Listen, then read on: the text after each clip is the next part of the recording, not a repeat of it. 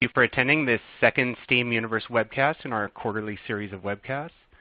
My name is David Nagel, Editor-in-Chief and Editorial Director of the Education Technology Group here at 1105 Media.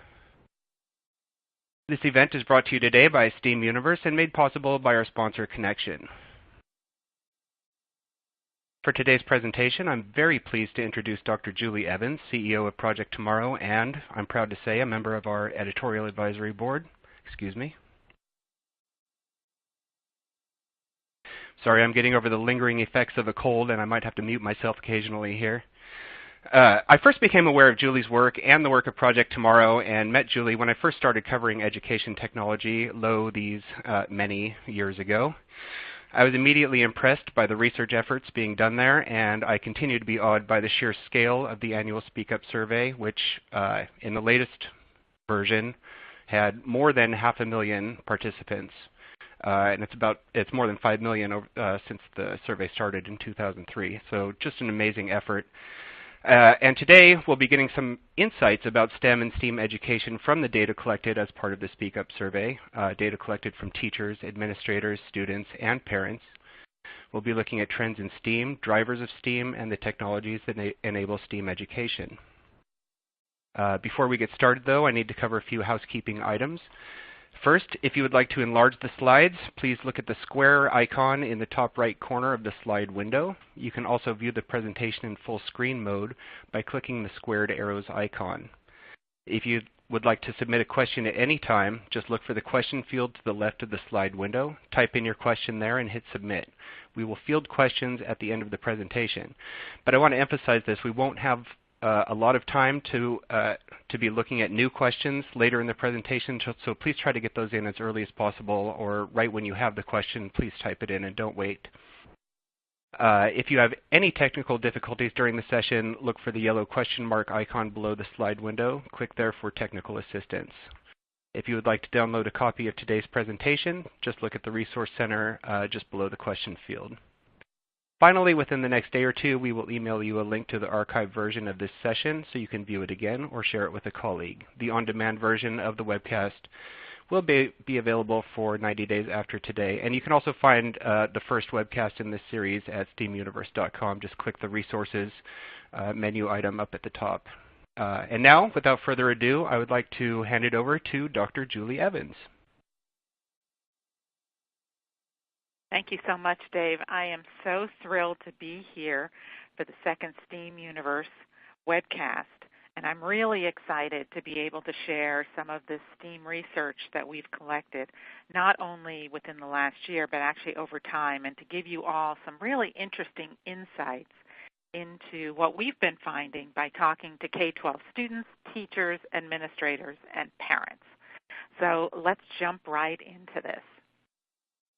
I'll start off by giving you a little bit of background so that everybody's on the same page. We'll talk a little bit about Project Tomorrow, the organization that I'm part of, and I'll tell you about the Speak Up project in case you're not familiar with it.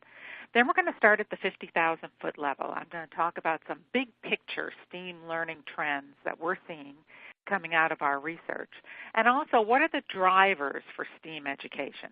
Now, these may seem like they're coming at it from a slightly different perspective, but I think it'll be really interesting to look at it through the lens of what are the valuations of some of the different stakeholders around STEAM education. Then we're going to do almost like a case study perspective, looking at some digital learning trends, and in particular, what have we learned from talking to teachers that are teaching the STEAM topics. In particular, I looked at science teachers, math teachers, and teachers that were involved with different arts fields, and also the perspective of students. So we'll bring that voice into the conversation as well. Before we get into Q&A, I'll leave you with some additional resources from Project Tomorrow that might be of interest to you, and also give any of the K-12 schools and districts, both here in the United States and conceptually across the globe, an invitation to participate in Speak Up this year. So I'll tell you a little bit more about that when we get into it. And as Dave said, I am very curious about your questions, your comments, your ideas. So I hope that as I'm talking along, you go ahead and start putting in some of those questions. We have left plenty of time to get to your questions today. Oh, and of course, if you are a tweeter or of the tweet persuasion and would like to tweet out some comments or some questions, I put here my handle as well as the handle for the Speak Up Research Project here as well. If that's your thing, please feel free to join us. Okay, so a little bit about Project Tomorrow. We are a nonprofit education organization. We've been around since 1996 with a focus on K-12 education, though increasingly we're actually doing more and more work in higher education. Our mission is to make sure that today's students are well prepared for the future.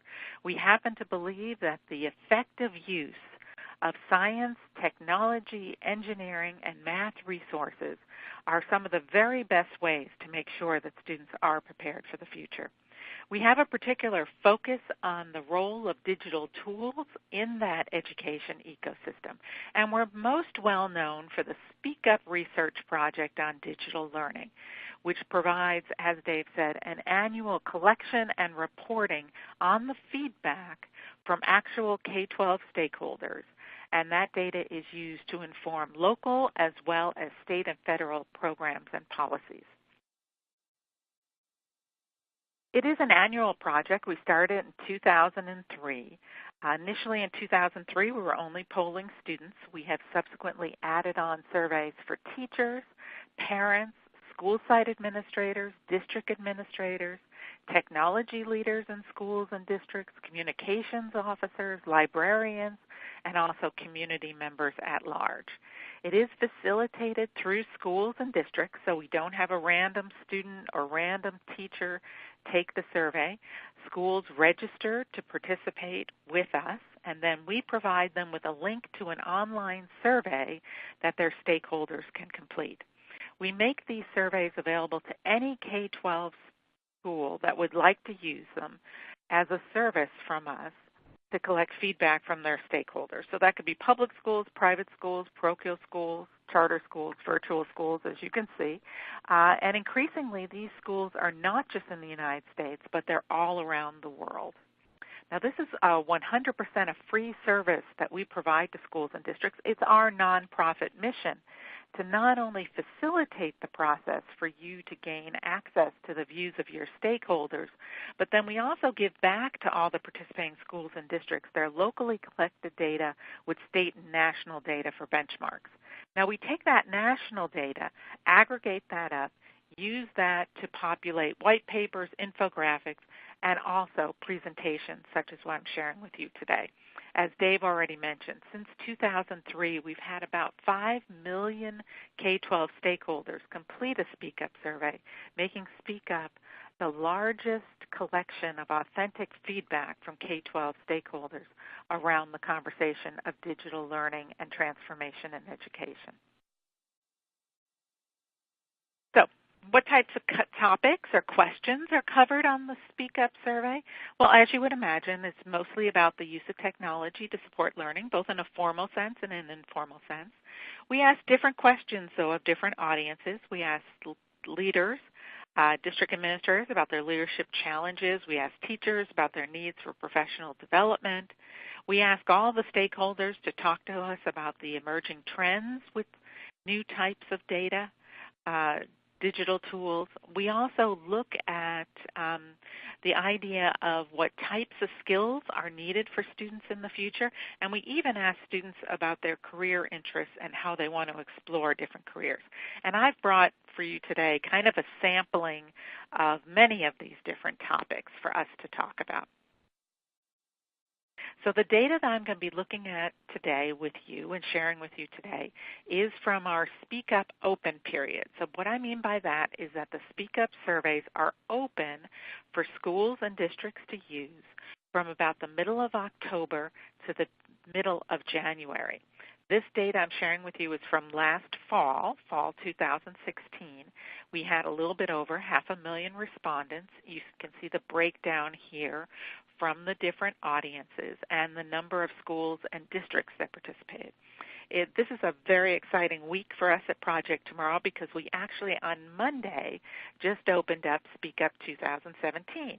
So the surveys are open right now for schools and districts to use and will be open until January 19th. So we'll talk more about how you can participate, have your school and district participate in just a little bit. But the data I'm going to be sharing with you is from last fall. So we believe pretty strongly that when you are making important instructional, programmatic, investment decisions, particularly around the use of technology, it is vitally important that you're not just relying upon an opinion or a hunch or maybe an assumption or even some mythology, that you have the opportunity to use actual data from your stakeholders. That was really the origin story for Speak Up in the beginning. We wanted to make sure that schools and districts were empowered to be able to make the very best decisions. And so that's why we provide this service to schools and districts. So I am a little bit of a data nerd. This is not my personal coffee cup, but I did find this online and thought it was super cute. I'm going to have to find it. It'll make a nice addition to my desk. So I'm going to be showing you the data, but along the way, I am also going to give you some interpretation. So what does this mean for you? And as I said, I look forward to our Q&A time to get into how you're looking at the data and maybe thinking about some things. So let's start at the very high level, that 50,000-foot level that I talked about. Here's some of the key trends that we have seen, not just in this past year, but actually developing over the last couple of years that we think are particularly interesting. Now, we know in our schools today there is a much greater emphasis on students being well prepared for the future, and increasingly, whether we call them college and career-ready skills, whether we call them workplace skills, whether we call them global skills, there is this greater emphasis on making sure that those types of skill development opportunities are included in the curriculum. Interestingly, we also see that there are much higher expectations from parents for that type of skill development, and that parents are making a connection between the use of digital tools and the development of these global skills. Now, as I said, this is not a one-year trend. It's actually something that we've been seeing since the recession here in the United States, particularly from parents that are concerned that their students are well prepared for the future. We also have been seeing, and lots of people have been talking about this rise in many different types of new classroom models, whether that's the mobile classroom, a blended classroom, a virtual classroom, maker spaces, project-based learning. And the connection between those type of new learning models and personalized learning is something that we're seeing as a key trend in STEM. I also am really impressed, and I talk with students all the time. I should have mentioned this up front. I have the wonderful pleasure of doing about 30 focus groups and panels with students every year. And when students talk to me about not just being consumers of content, but creators of content, and that is particularly true in both the visual and performing arts as also in the written arts as well. Now, all of this means that there is an increased criticality for connectivity, internet connectivity, but not just at school, but also at home. That's because for today's students, learning is a 24/7 enterprise. It's not just a 9 to 3 experience. And we're going to talk a little bit today about how students are doing some self-directed learning around STEAM education topics as well. And then this final one is one that we've been polling on for many years, and I brought some of this data to share with you as well, is this idea that some of the traditional assumptions or even, dare I say, mythology that many adults and educators have about how students want to explore careers may no longer be relevant with this particular student population. So I'm going to kind of bust that open for you and share with you what our data tells us. So let's get into some of these drivers for STEAM education. I think you're going to find this very interesting. So this is one of my favorite questions on the Speak Up survey, and we ask this question of administrators. What challenges or demands are waking you up in the middle of the night? It's a wonderful question to get to the intensity of priorities, the concern points, the worries that superintendents have. And it's been interesting not only to look at that on an annual basis, but also to see how that changes over time and may change based on the size of the district or even where the district is located. So to look at this waking up in the middle of the night question, we took a disaggregation of looking at urban districts, suburban districts, and rural districts. Our research question here was to see, are superintendents facing all the same challenges, or are some of these challenges really more a function of their community, the economic status of the community, and some of the environmental or cultural components of the community? So we see a couple things right up at the front. So adequate funding is the number one for all of the superintendents, though it's much more of an issue in rural districts and then urban districts than in suburban districts. We also see, for example, that serving diverse student populations is much more of a wake-up issue for urban superintendents than it is for rural superintendents, where the community may not be as diverse. The things that jumped out at me that I thought were interesting is where there were similarities, where there were the same types of challenges or demands that were waking up our superintendents. Closing the achievement gap, right there, almost universal across all the different types of communities represented here. So we thought that was an important one to hone in on. The other one that was interesting for me was this idea of the use of technology, the effective use of technology. Just about a third of superintendents across all of these communities said that was a wake-up issue for them. We then asked the superintendents a follow-on question and said, what has the greatest potential to enhance student achievement in your district? And here are the top 4 from last year. I think this is fascinating, and it really gets to our topic today for today's webcast. Now, let me tell you that these are very tightly interwoven with each other and somewhat codependent on each other. So the idea of enhancing teacher effectiveness, integrating those college, career, workplace, global skills within the curriculum, increasing STEAM, in particular, career exploration activities for students, and then the idea of how to very effectively leverage digital tools to be able to address, the way we're interpreting it, those top 3 goals. How do we use technology to enhance teacher effectiveness? How can we use technology more effectively to integrate college and career-ready skills and increase STEM career exploration for students? Now, there's a couple things, though, that we have to level set with this list. The first one is that principals tell us that the number one technology challenge they face every day is motivating their teachers to change their practices, to use more technology in the classroom. It does not matter how we ask school site administrators this question, whether we come in the back door or the front door. It always comes back to this logjam that exists in many schools about motivating teachers to change practice. This is another one to level set. We ask parents about their concerns about the use of technology at school. The number one concern that comes up is the variation from teacher to teacher. So the parent will tell me that when their child was in 2nd grade, they had a teacher who was amazing, using all different types of technology, seamlessly integrated into the experience.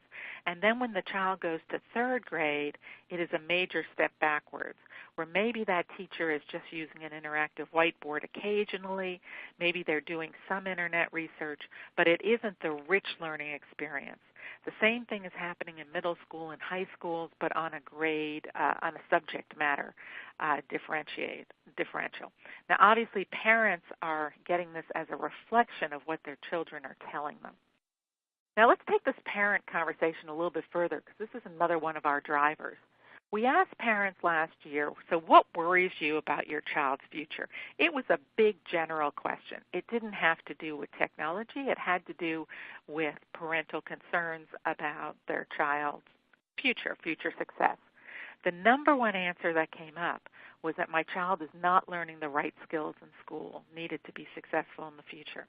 When we looked at this based on the age of the child, we were very surprised. We expected this right skills conversation to be a conversation of concern for parents of high school students or maybe middle school students. Equally so, folks, with elementary students. And in fact, when we disaggregate the data and we look at it based on family income, we don't see any differentiation. Urban, rural, or suburban communities, we don't see any differentiation. And I will even tell you that for several years we did a special Speak Up project recently in Mexico. And this was one of the questions on the survey for the parents in the Mexico schools, and this was their same answer as well. So we see this as a global concern and something that schools should be paying more attention to. To help with that, we asked parents and district administrators, so what are those right skills? What are the types of workplace, college career ready, global skills that you think students need to be successful in the future? Now here we see a lot of commonality between the parents and the district administrators. Critical thinking and problem solving come right up on front. Number 3 is creativity, working independently, communication skills. This is a good list. Keep this list in mind because as we get into the ways that STEAM education is being implemented and the valuation that educators and students place on the STEAM education experience, we're going to start seeing some of these skills popping back up again. So keep this list, if you can, in mind. We asked parents and administrators, so what are the best ways for students to develop these right skills? And here's the list that they came up with, and they had very shared opinions again on this. Number 1, by far and away, it was like over 70% of parents and administrators said work experience, whether it's a job, an internship, or volunteering. Right behind that was using technology regularly within the school day. So right there we see parents and administrators are drawing a firm line between real-world experiences, the use of technology in school, and the development of right skills. Now, some of the other things that come up in this top list are also very interesting, particularly for STEAM education. Project-based learning, learning coding or computer programming, taking advanced science and math courses or career technical education courses, pursuing artistic or performance interests are all things that parents and administrators value as helping students develop those right skills. So just to sum up here, those 4 drivers that we identified for you around STEAM education today, kind of the state of the state, the reality behind this, are these 4. Administrators' desire to close the achievement gap and level the playing field, parents' concerns about their child's future, the need to integrate the development of these workplace skills into everyday curriculum, and then STEAM education can be the means to increase the effectiveness on the use of technology within the learning experience. What's particularly interesting with that one is that for many district and school site administrators, they also talk to me about getting a greater return on investment on the purchases or licenses that they have done around technology, and so that they see that STEAM education is a way to realize greater impact and to be able to measure that impact more effectively. So let's take a look at some of these digital learning trends, and in particular, we're going to learn from some STEAM teachers and students that have had those sort of experiences. So what we did with this little case study perspective, and you folks are so lucky, this is the very first time that we have done this at Project Tomorrow, so it's a really unique slice for all of you, is that we took a look at the teachers who had responded to our Speak Up survey. And we had about 37,000 teachers nationwide last fall that took a Speak Up survey. We pulled out from that general group math teachers, science teachers, and arts teachers. And arts teachers were identified as teachers that were involved with both the visual and also the performing arts. Now, it's not a perfect mix because some of these teachers that are involved with STEAM education may not fall into the math, science, and arts category. But we thought it was an interesting representation to take a look at this sub-cohort of these 3 groups and see if we see some interesting perspectives from these teachers about the experiences that they're having, in particular with the use of digital tools. So we asked the STEAM teachers, again, arts teachers, science teachers, math teachers, what types of digital content they were using in their classroom. And we compared it to all other teachers to sort of give you a perspective here. Now, there's lots of interesting things that are happening on this data. That's why I am so thrilled that my good friends at STEAM Universe are going to give you this presentation. You could spend a lot of time looking at this data. I'm just going to pull up a couple different things that I found that were interesting to help you with the interpretation. You know, we know universally more and more teachers are using Google Apps or even Microsoft 365, those type of cloud-based collaboration and productivity tools. So we saw that here as well. Science teachers a little bit more than arts teachers and math teachers, but the numbers are very high all the way across the board. We also thought it was interesting that teachers were increasingly using, and this has been a trend line over time, videos that they find online in the classroom, and thought it was very interesting that leading the pack here were arts teachers and science teachers. Now let me draw your eye down to another category. It's the last one down at the bottom, videos I create. Now that's a really interesting one. So the first one is videos I find. So I go out to YouTube, or I go to NASA, or I go to maybe a particular art center, and I pull in a video that's been created by someone else. What is more interesting to me is where the teachers are creating videos themselves. We've actually done a lot of research work around teachers creating videos. What I thought was fascinating here is that the arts teachers are almost twice as likely to say that they are creating videos themselves than all other teachers. Science and math teachers are creating some videos, but actually of all the disciplines that we looked at, arts teachers are most likely to be creating videos to share with their students. I thought that was a really interesting statement about the differentiation of different types of digital tools based on content areas. And so we might want to get into why that is the case. We saw a couple other things here. We see that science and math teachers are more likely to be using games within instruction. Tutorials are something that are pretty universal across all the groups, as are animations and simulations to be able to explain difficult concepts. We asked the STEAM teachers, so let's talk about you personally. So how does the use of technology impact your effectiveness in the classroom? And again, this is that cohort of STEAM teachers. And so a couple different things came up, and it was pretty consistent across the math, science, and arts teachers. The fact that the use of technology, or the way they were using technology, gave them the opportunity to differentiate instruction, create more interactive or relevant lessons. I'm particularly impressed with the fact that they believe that technology created an opportunity for them to be better organized. But then also the focus on the students, the more facilitating of self-directing learning, and also giving their students more personalized attention. Now, we have talked about the promise of technology to personalize learning, but sometimes you need to get down to find out exactly in the classroom what does that really look like. And so I was impressed with the fact that these teachers articulated that. Now, we also asked those teachers about the use of technology to impact student outcomes.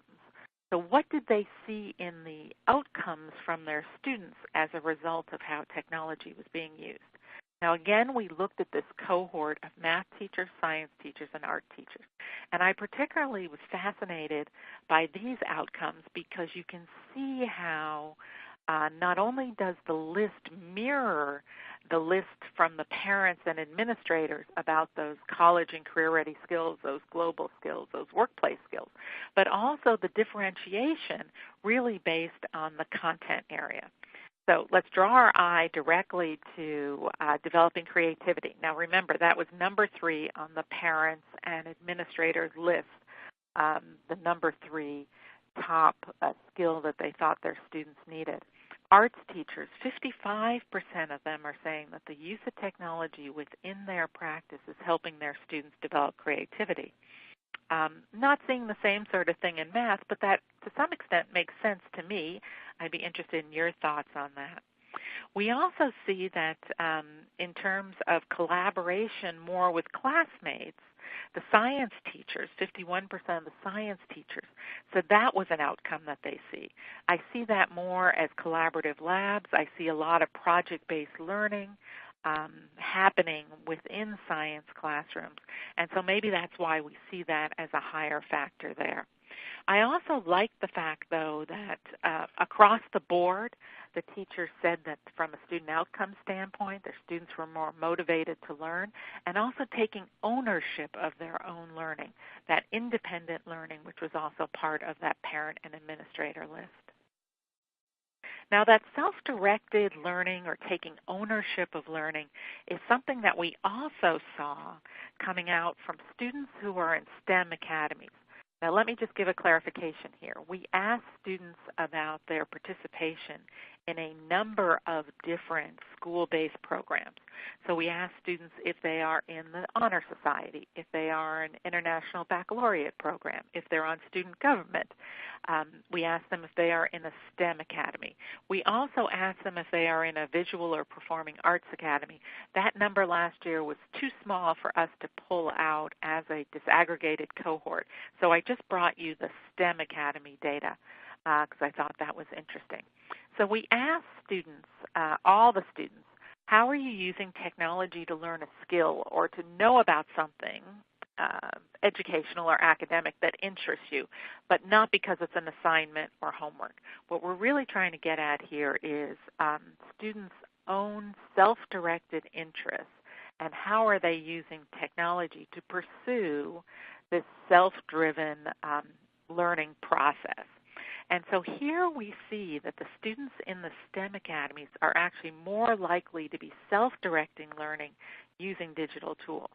That tells me that there's some sparks that are happening within these STEM academies that are getting students interested in some topics, and then they are either going out on their own or going home or later on having the opportunity to research websites on topics of interest, watching videos, even using social media to identify people who share their interests or topics, or finding experts online to answer questions.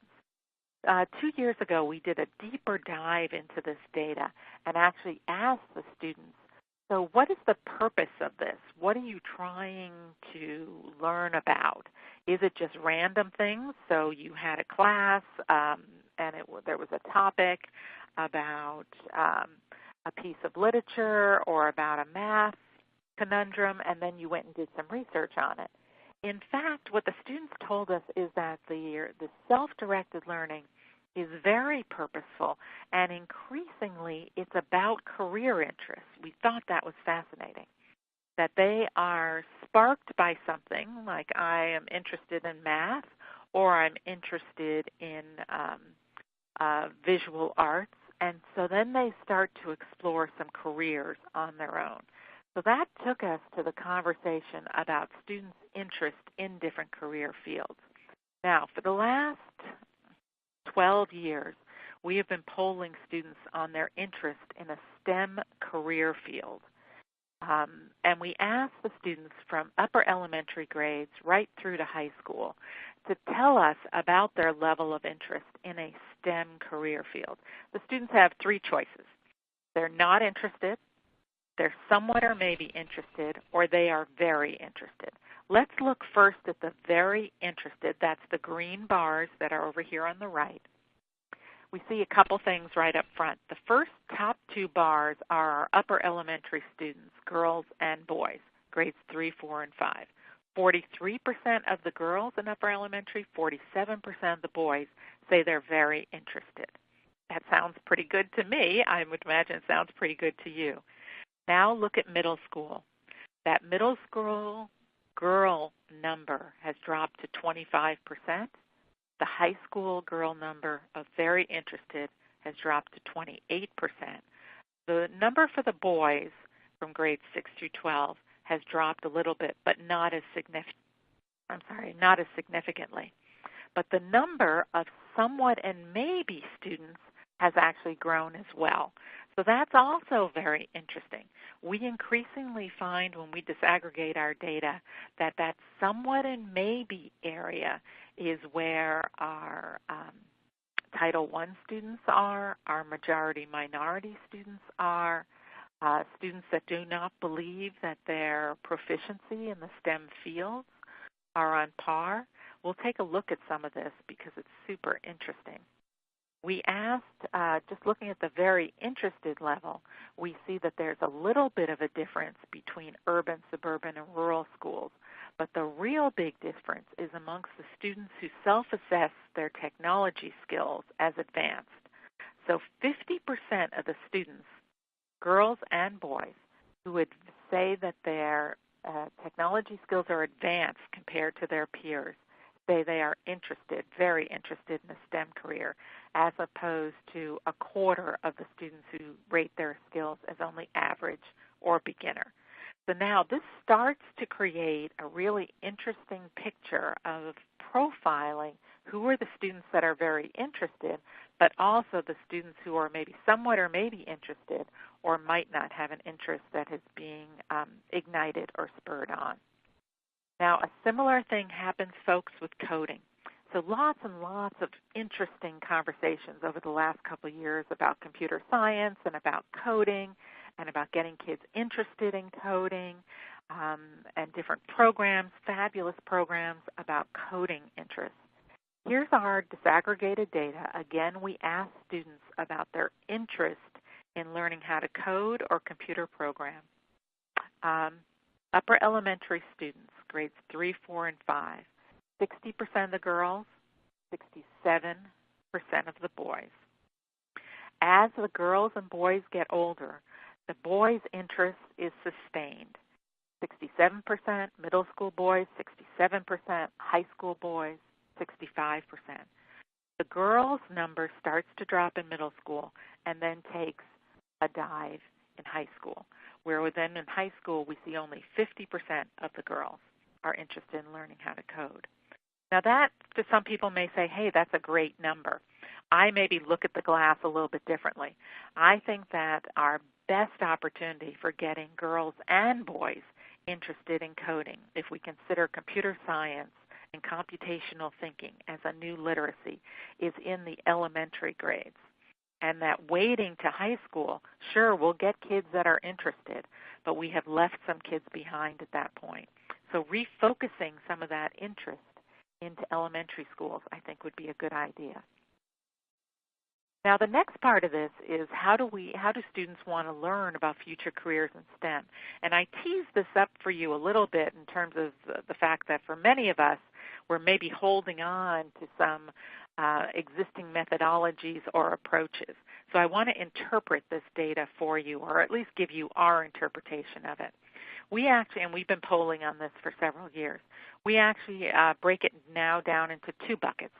The areas where we see declining interest from students and the area where we see rising interest. So declining interest, and that's not to say that these are not good programs or that they are not meeting the needs of students. They just are no longer being selected at the same rate as some of the other areas, or nor do we see a trend line increasing. After-school programs, going to a summer camp, or participating in competitions. Now let me explain to you why for many of these we see these as declining interest. It has to do with that slide I showed you a couple back, where there is that great group, almost 49%, I think it was, in middle school, students that say they are somewhat or maybe interested. So if I am a student who is very interested in STEM career field, I am very good in science, I'm very good in math, I have confidence in science and math, participating in a competition makes a lot of sense to me. I want to know how I compare to other students. That's important to me. If I am a student, and particularly a girl possibly from a challenged community who hasn't had external experiences in STEM fields, the idea of participating in a competition when I don't have confidence in my skills is a real turnoff.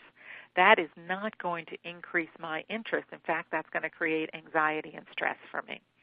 So as we see that group of somewhat and maybe students getting larger and larger, that's where I think we're starting to see some of these more traditional means of STEM career interests, which work great for the kids who are very interested. They are fabulous for the kids that are very interested. They don't work as well for the kids that are somewhat or maybe interested. And in many cases, that's a lot of girls. Rising interest. A lot of it has a technology orientation. So the real focus here is the way I think to look at this is that it is, there's a technology orientation, we'll take that, but it's also about personalization, and it's also about relevancy. So I want to be able to watch a video about different types of jobs. I want to watch it 3 or 4 times. I want to be able to pick what that video is. I want to take a field trip to different companies. Project Tomorrow has done that in the past where we've taken students on field trips to companies to learn about different careers. What is fascinating is that the students don't want to know about the products that are being made in the companies.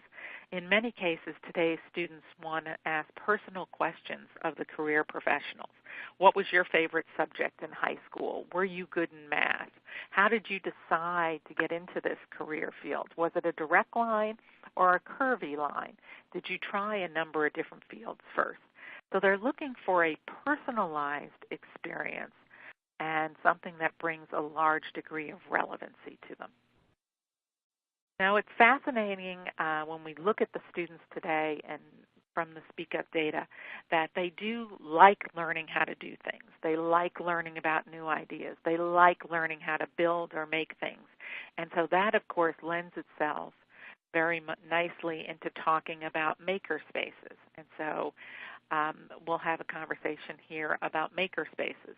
But it's also important to think about technology as a skill in itself. And so as the students think about, I like learning how to do things, I like learning how to make things, they're also interested in the use of technology in those pursuits. So whether they are making a film, whether they are making a game, whether they are working in some different types of digital media.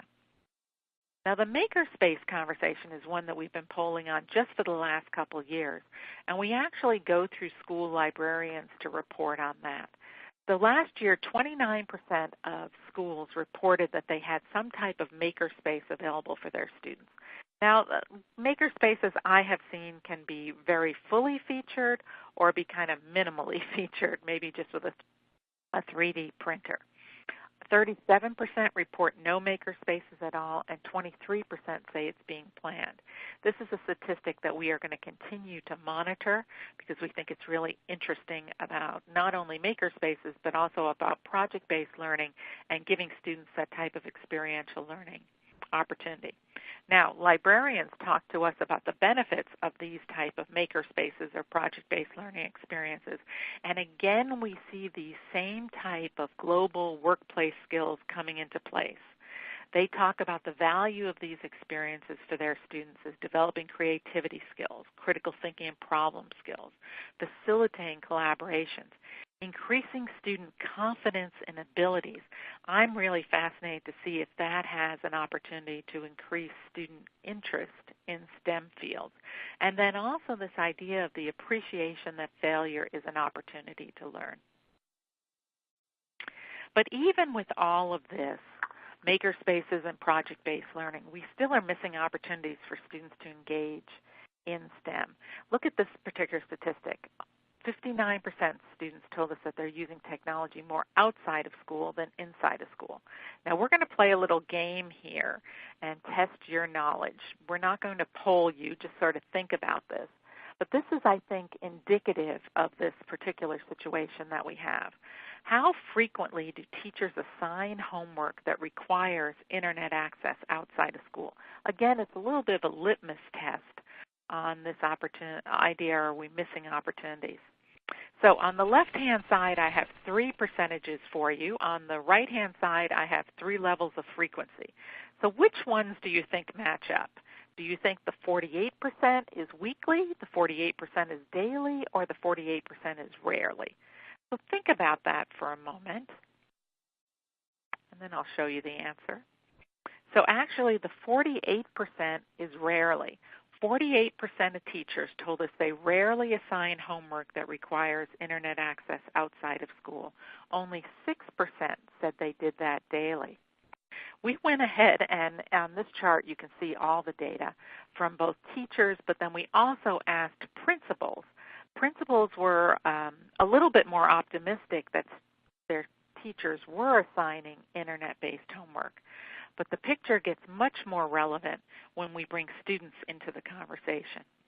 So students told us that 48%, these are high school students, told us that they are using the internet daily or almost daily to support homework and schoolwork. Not that it's assigned by their teacher, because we know 48% of teachers say they're rarely or never assigning, but because it is their indispensable learning guide. Again, remember I mentioned, for today's students, learning is a 24/7 enterprise. So again, we have this opportunity where we are talking about increasing teacher effectiveness. And this plays right into, even when we're looking at the very youngest students, 63% of students in grades 3, 4, or 5 told us they're using the internet weekly to do their own self-directed learning to support homework.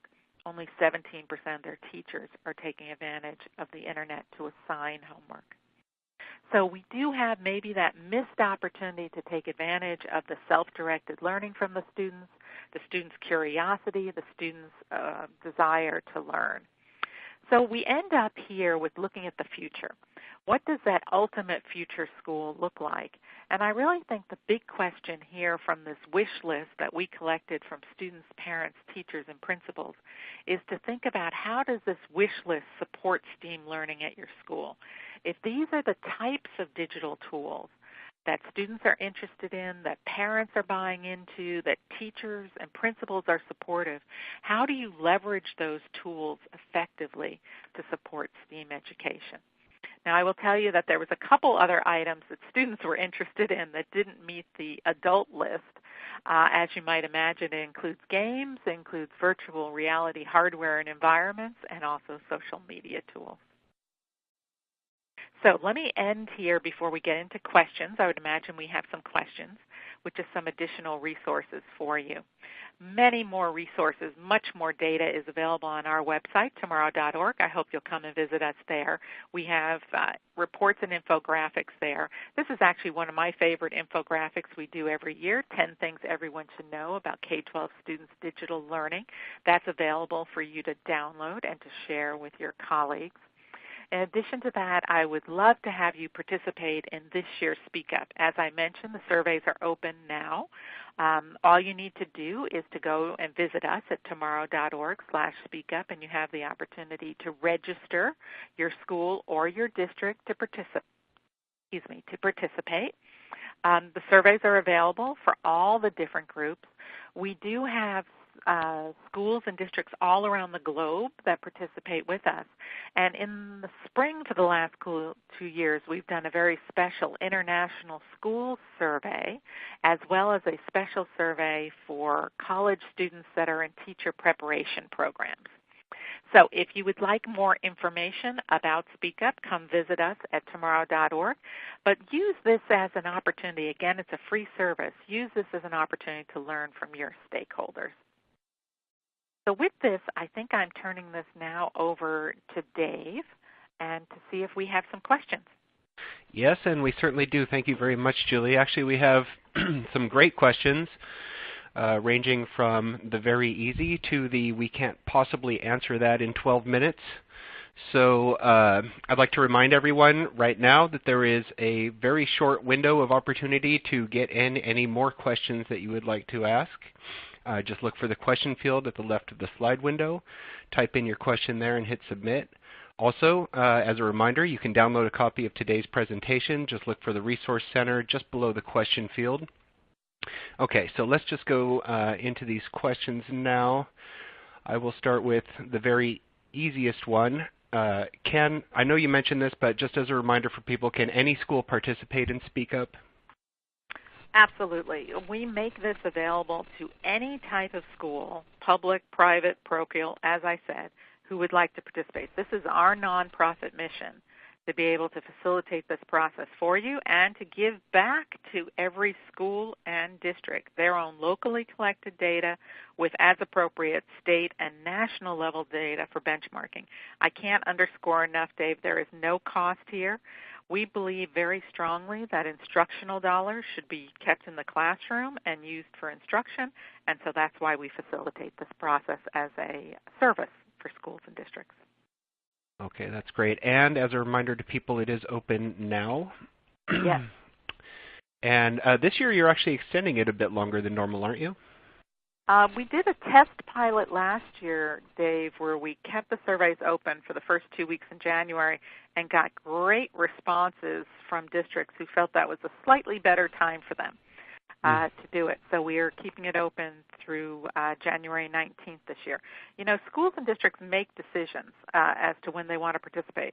Some schools and districts have a week, and they call it Speak Up Week within their district. They advertise it. They have it in their newsletters, on their websites, on their big bulletin boards. Some do Speak Up Days, and some have it open and promote throughout the entire period. It's very flexible, and districts can set it up any way that makes sense for them. Okay. I'm going to change it up a little bit here. We have two related questions, and I'll ask them as one. So can you share some insights on what are some ways of building interest in coding or STEM in general among elementary schoolers? And from another viewer, I thought this was a really good question, or perhaps a statement. If coding is not called coding but game development or some other assignment, would that make coding more interesting for both boys and girls? You know, I have looked at a number, those are great questions, Dave, thank you. I've looked at a number of different coding initiatives and programs, and I've talked to a number of folks that have been on the leadership side of developing some of these programs. I think there's a secret sauce here, and some folks are tapping into it, and some haven't gotten there yet. Today's kids are very highly oriented to problem solving, just naturally. They see the world as a set of problems that they have been anointed to fix. And so where some of these coding programs and different initiatives, and there's several of them, are focused in on the students identifying a problem they want to fix and then going after developing a solution for that problem, I see those as having the highest relevancy. So there's an initiative out of the Bay Area. I'm sorry, I can't remember the name right now, but maybe we can find it and post it, where it's for girls, and they develop some type of identify a world or social problem, and then they develop a mobile app to solve that problem. That seems to have higher sustainability and relevancy for the students than just doing, 30 minutes, 60 minutes of coding for something that doesn't then impact the world. I think that as a secret sauce, bringing it to being highly relevant and solving a real problem is something that makes tons of sense. I see that even in the elementary grades. So whether the students are doing simple things with some different types of game technology or coding where they're creating little games, when it is set up around a problem to be solved, I see much higher levels of engagement than just a rote exercise. Here you should learn how to code. Here are the steps to coding. And you hold focus groups with participants to talk about some of these things, and you get some insights from those. Yes, yeah, all around the country. It's fascinating. Do you have, this is another question from a viewer, do you have more data regarding rural STEM? Oh, absolutely. We disaggregate all of our data looking at community type. The back end of our database is the U.S. Department of Education's NCES database, which we use the school identifiers, which tell us, is it in a rural community, is it an urban community, is it a Title I school, is it a majority-minority school? Rural education is one that I have had as a particular personal focus for quite a while, and so it's very interesting to look at rural education. in many cases when we're talking about STEM or about STEAM, we have to bring in the fact that there are external resources that students have access to. And that might be a museum. It might be a learning center. It might be the opportunity to visit a company that's doing something interesting. Those are opportunities that are more likely afforded in urban and suburban areas and not necessarily in rural areas. Though I had a really fascinating opportunity to be part of a conference in Indiana in June and was talking with some folks. Their interpretation, it might be some of our folks are here with us today, of STEAM is that the A is not for arts, it's for agriculture. And so the idea of the role of technology in addressing agricultural needs is something that is particularly up and coming, and we're seeing that gaining a lot of interest in rural areas. So I'm usually pretty careful. I probably should have mentioned that up front, that my knee-jerk reaction, my assumption is we're talking about the arts, but I have been enlightened to realize that A could also be agricultural sciences, and in particular the interplay between science, math, and technology to support new innovations in agriculture. Okay. I'm going to try to bang through these questions. We have a lot coming through and not a lot of time left. Do you find a difference in students who are college-bound and those who are not?